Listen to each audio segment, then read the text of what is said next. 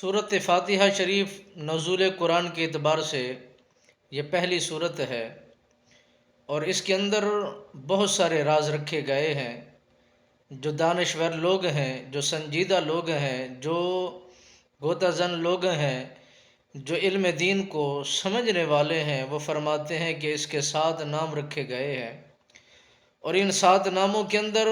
پھر ایسے خزانے رکھے گئے ہیں جو اس میں تلاش کرتے ہیں وہی پا جاتے ہیں۔ اور یہ پوری صورت قرآن کریم کا یہ متن ہے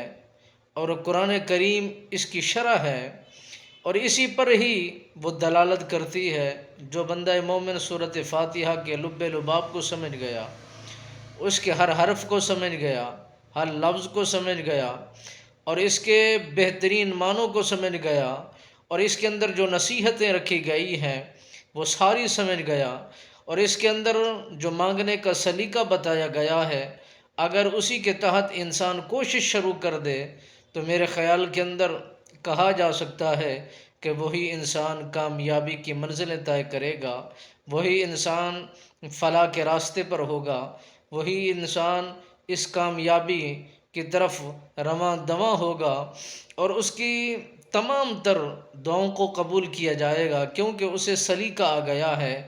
اور انسانوں کو مانگنے کا جب تک سلیقہ اور طریقہ نہیں آئے گا اس وقت تک وہ انسان کامیاب نہیں ہو سکتے۔ جب مالک بے نیاز کی بارگاہ میں مانگنے کا سلیقہ اور طریقہ اپنا لیتے ہیں اور خوبصورت مانگنے کا انداز بنا لیتے ہیں، مالک بے نیاز ان پر رحمت کے دروازے کھول دیتا ہے، ان کی دعاؤں کو شرف قبولیت عطا فرما دیتا ہے۔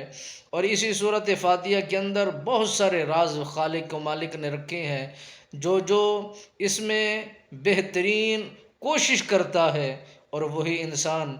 دونوں جہانوں کے اندر کامیابی کا پروانہ لے جاتا ہے، وہی پا جاتا ہے۔ جو کوشش کرتا ہے وہی اپنی منزلوں کو عبور کر جاتا ہے۔